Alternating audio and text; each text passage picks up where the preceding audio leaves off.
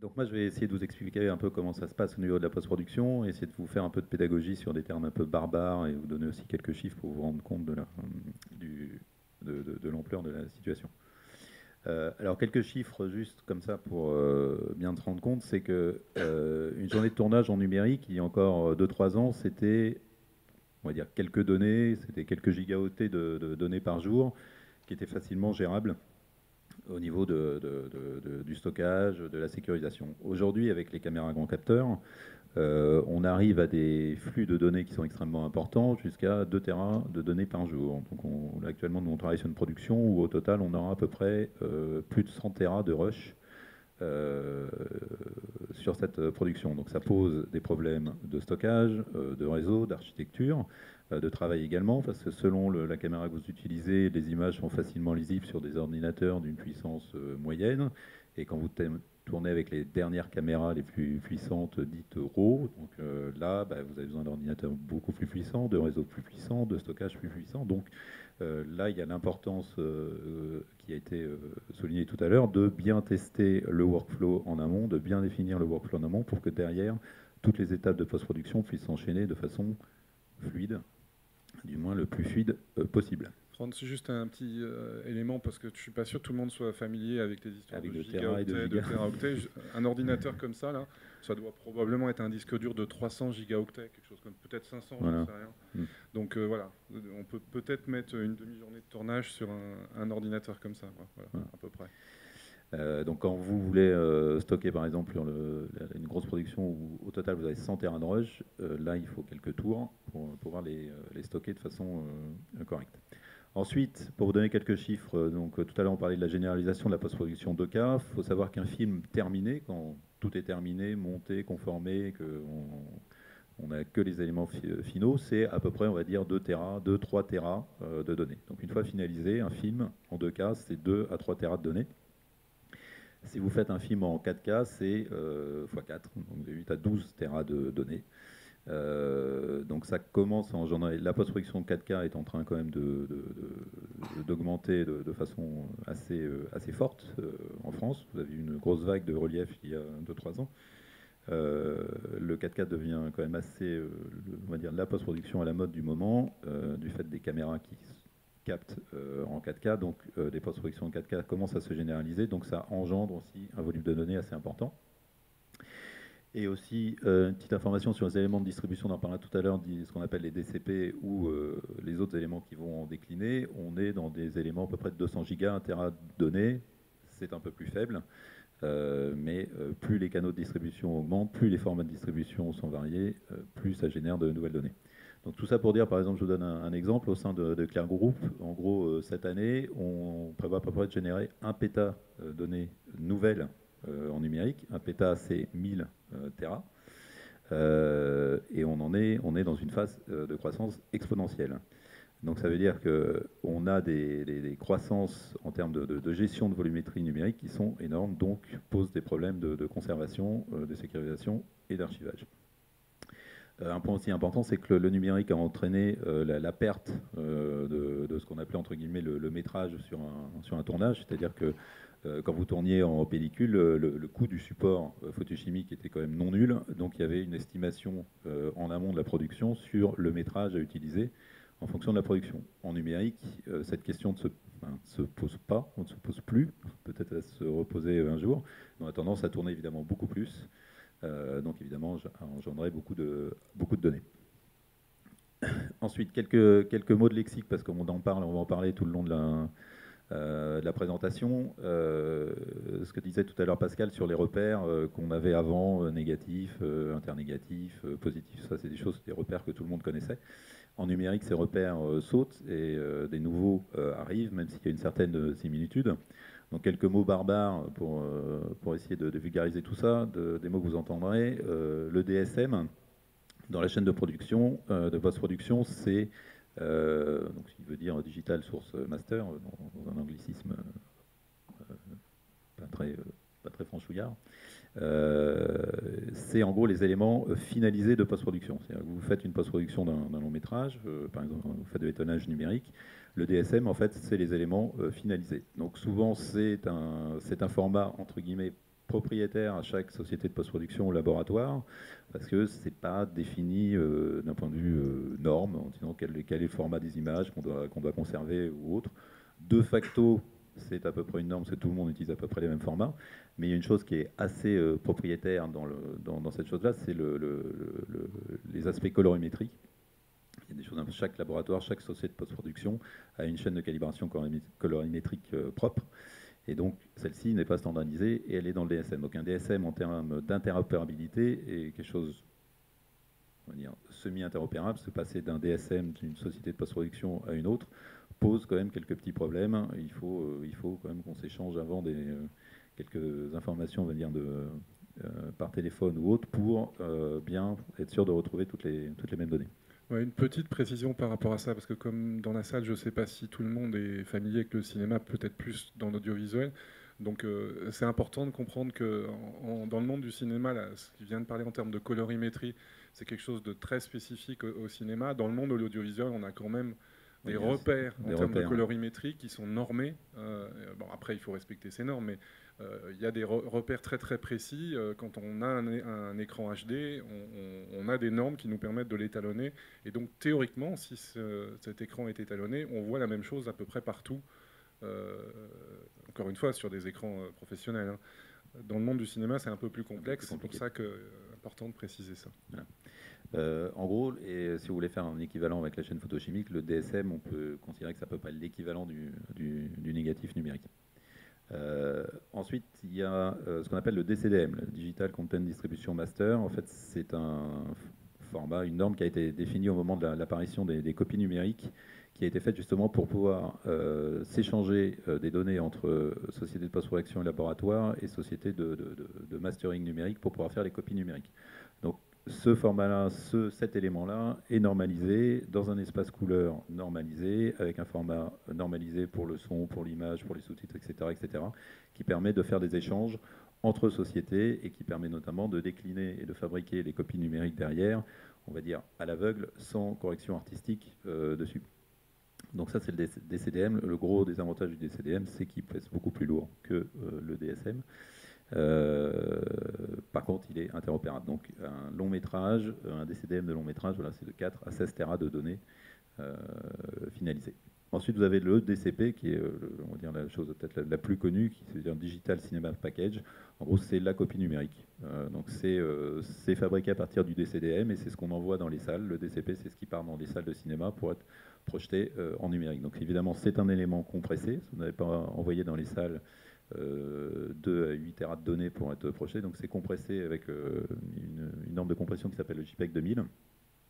Et au final, un DCP pèse à peu près 200 gigas, donc en gros pas très lourd au vu des capacités des systèmes actuels.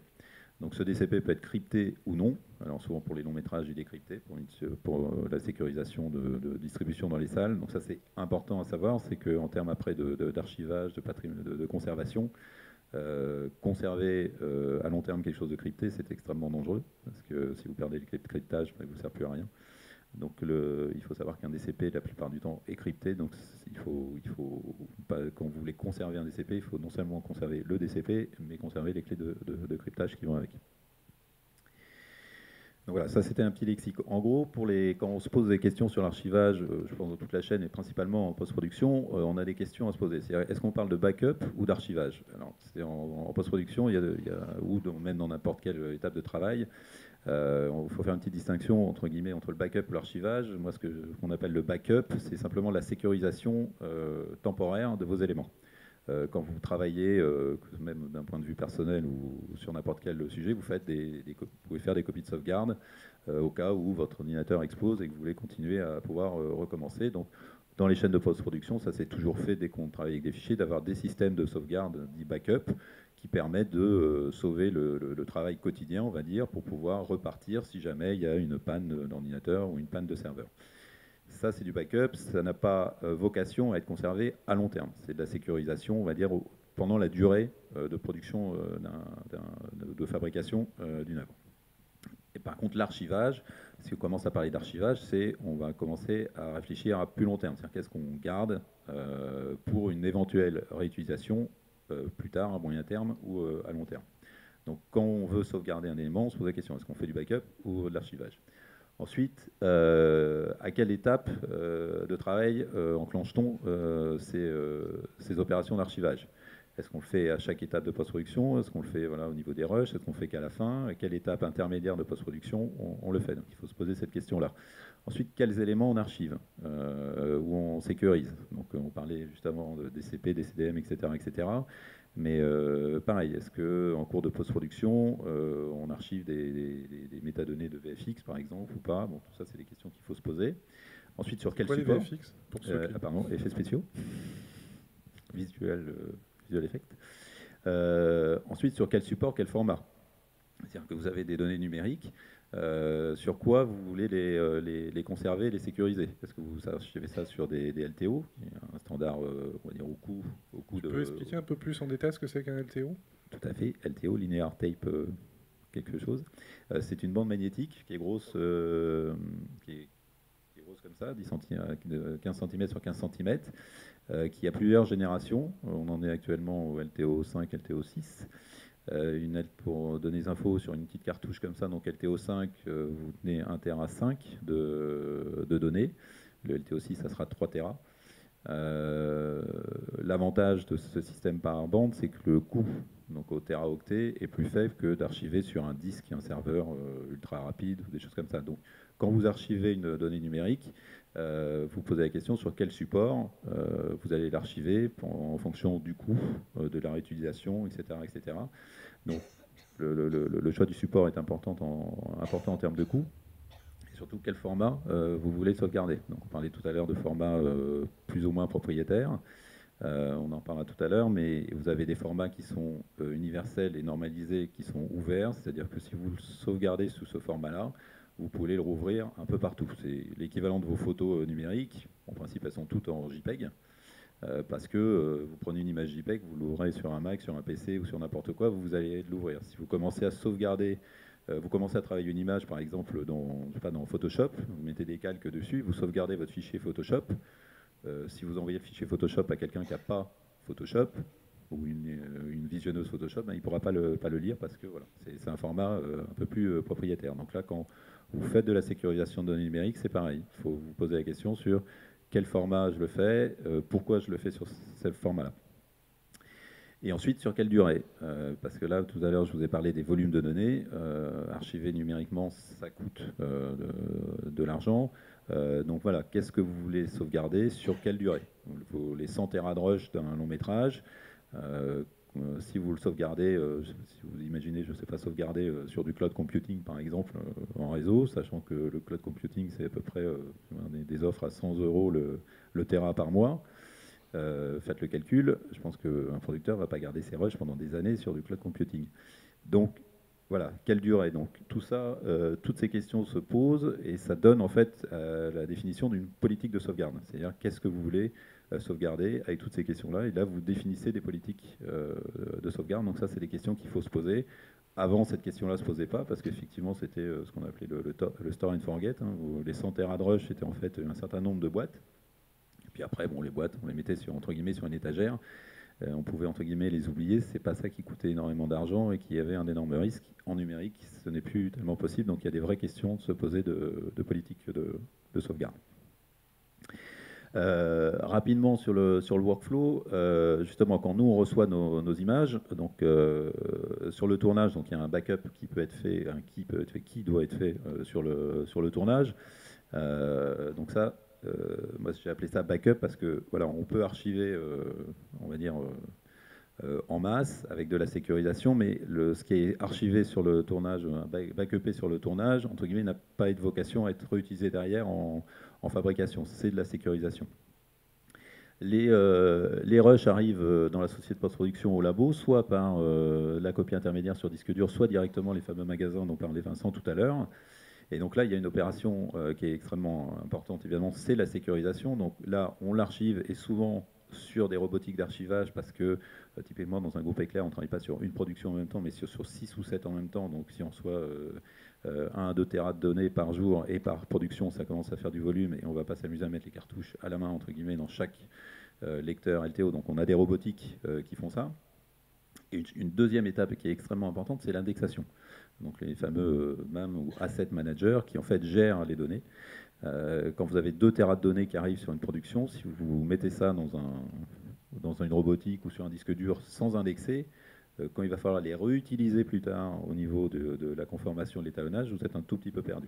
C'est pareil avec vos photos. Si vous avez des centaines, des milliers de photos et que vous mettez ça sur un disque dur et que vous n'utilisez pas de logiciel, un peu d'indexation, le jour où vous voulez faire un petit album photo numérique, si vous devez retrouver vos photos, c'est un petit peu compliqué, surtout que le nom des photos ont des noms un peu barbares. Et c'est pas forcément facile de retrouver. Donc, quand vous indexez des données en mettant ce qu'on appelle des métadonnées, le jour de tournage, la prise, la scène, etc., pour qu'on puisse facilement retrouver les données derrière. Donc là, au moment où on archive sur bande ou sur disque, bon, la plupart du temps c'est sur bande, souvent ce sont dans des formats qui sont plus ou moins propriétaires parce que les fameux formats qui seraient complètement interopérables sont difficilement utilisables en post-production derrière en termes de réutilisation. Donc c'est en train d'un peu de changer parce que les nouvelles robotiques utilisent des formats non propriétaires ouverts pour éviter le problème qu'il y avait eu avec le groupe Quinta où ce qui avait été archivé sur une robotique, on avait bien les bandes physiques, mais on ne pouvait pas les relire parce que sans le matériel d'origine, en fait, on ne pouvait pas les relire. C'est un peu en train de changer, mais ces formats-là étaient utilisés du fait de la facilité de réutilisation en post-production, en fabrication derrière. Donc ça, c'est une première étape. On peut avoir une étape optionnelle en fonction des productions si le choix est fait, c'est de faire une deuxième copie qui, elle, peut être externalisée dans un autre format, qui peut être un des formats complètement ouverts, même si ça prend plus de temps à le faire, bon, c'est externalisé derrière pour la sécurisation. Mais ce qui est important, c'est l'indexation. Il faut bien comprendre que quand les données numériques arrivent dans une société de post-production, un laboratoire, et qu'on dit qu'on les sécurise, on ne fait pas que les sécuriser, on les indexe, et c'est une étape extrêmement importante, sinon au niveau de la post-production finale, c'est un peu compliqué. Donc justement au niveau de la post-production finale, quand les rushs sont arrivés au laboratoire, on les a archivés, on les a vérifiés, étalonnés, etc. Bon, ça c'est les chaînes de fabrication. Ça part dans la chaîne de montage, on va dire ça part au montage. Et quand ça revient du montage, on va recevoir donc, des edit lists, donc des informations de montage, quel plan on a utilisé, sur quelle durée, à partir de quelle image jusqu'à quelle image. On peut recevoir aussi d'autres métadonnées. C'est là que la fameuse indexation d'Asset Manager va servir, parce que de là, on va pouvoir ressortir des éléments qu'on a sécurisés que les éléments dont on a besoin pour finaliser le film. Ça part dans la chaîne de fabrication de post-production avec différentes étapes qui sont la conformation, l'étalonnage, les effets spéciaux, le mixage ou autres étapes de post-production. Et là se pose une nouvelle question, c'est à chacune de ces étapes, est-ce qu'il y a moyen de créer une sortie ouverte de cette étape-là pour pouvoir éventuellement l'externaliser ou la rendre interopérable avec dans un autre workflow. Donc ça, c'est des questions qu'il faut se poser à chaque étape. Typiquement, ce qu'on appelle la conformation. La conformation, c'est une fois reçu les informations de montage, en fait, on refait le montage avec les éléments originels non compressés. Une fois cette conformation faite, on peut éventuellement envisager d'en faire une sauvegarde pour l'externaliser et pour sécuriser. Parce que on ne travaille pas dans ce cas-là avec des logiciels propriétaires. Le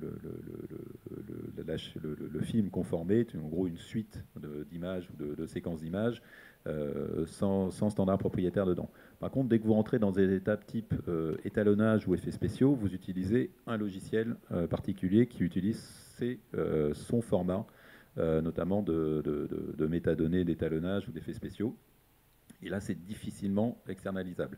Quand vous faites un plan d'effets spéciaux, si vous avez commencé à faire des plans sur un logiciel type c'est pas Maya ou autre, et qu'en plein milieu de la chaîne de post-production, vous dites bah non, finalement, je vais continuer les effets spéciaux dans une autre société ou ailleurs, malheureusement, ce n'est pas exportable comme ça du jour au lendemain parce que c'est un format propriétaire.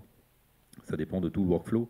Donc, c'est ce qui est arrivé d'ailleurs sur des films Quinta. Les effets spéciaux commencés sur des films n'ont pas pu être en fait continués comme ça du jour au lendemain. En fait, ils ont repris les plans, ils ont recommencé à zéro une partie parce que c'était pas du tout externalisable.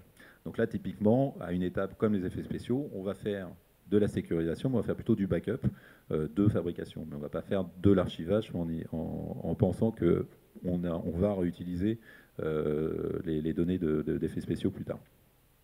Donc à toutes ces étapes-là, en fait, il faut se poser la question, est-ce qu'on fait du backup, de l'archivage, sous quel format, sous quel support? Donc ça, c'est à chaque étape, on peut se poser cette question pour essayer de trouver des points d'externalisation pour éviter d'avoir soit les rushs, soit l'élément complètement finalisé et de pas du tout avoir d'éléments intermédiaires de sécurisation pendant toute la chaîne.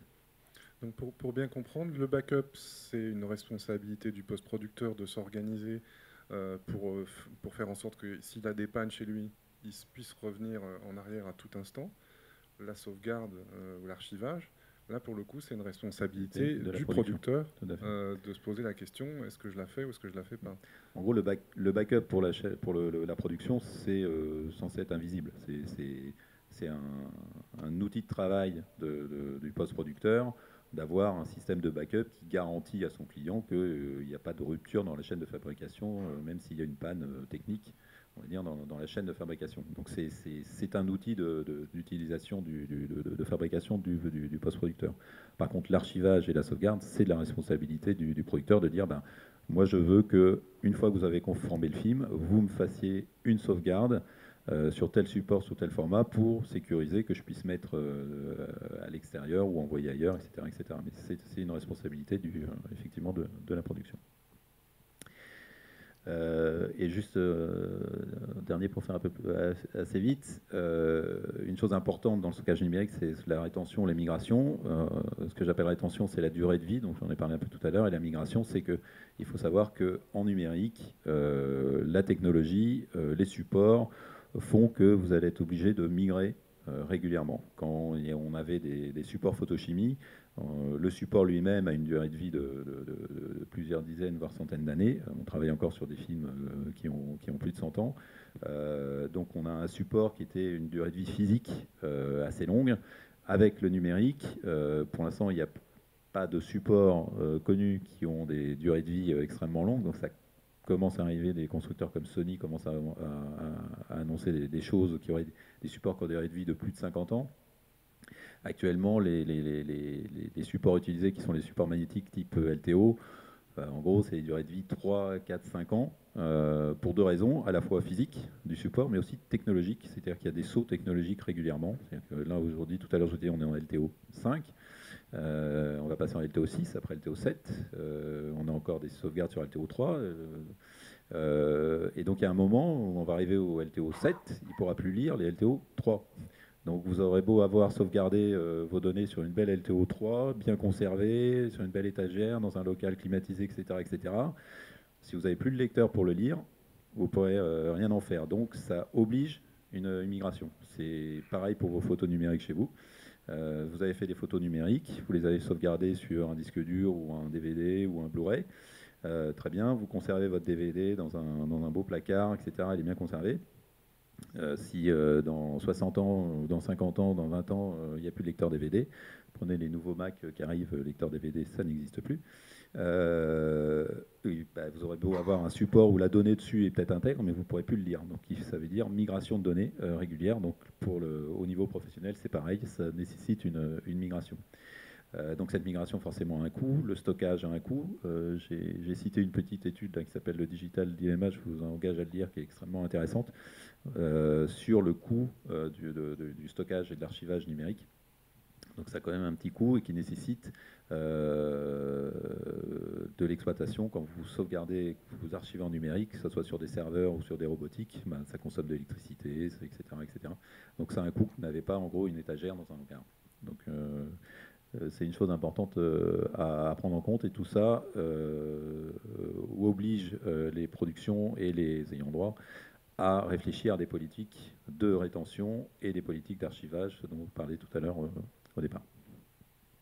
Parfait. Et donc, du coup, il y a des sociétés qui se spécialisent d'ailleurs là-dedans, Alors, le stockage sur la durée, quoi. oui, alors ça, c'est typiquement des sociétés comme Eclair ou les sociétés de post-production. Là où on faisait du stockage, on va dire, classique de photochimie, ben maintenant, on a des offres de stockage numérique, de conservation numérique.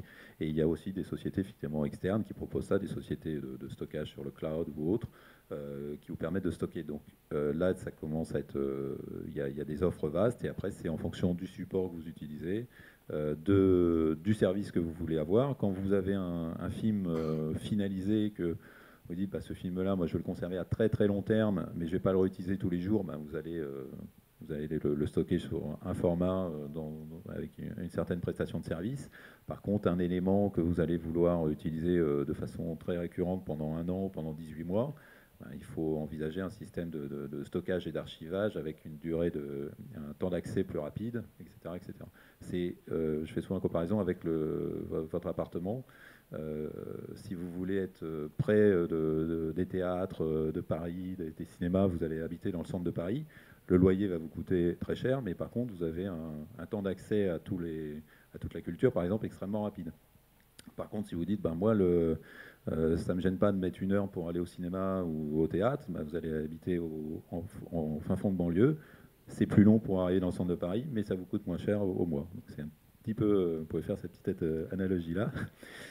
Sur l'archivage et la conservation, c'est un peu pareil. Vous avez différentes façons de conserver vos données. Là, c'est en fonction de de l'utilisation que vous voulez en faire, où là, vous décidez de telle ou telle politique de sauvegarde. Parfait, merci Franz.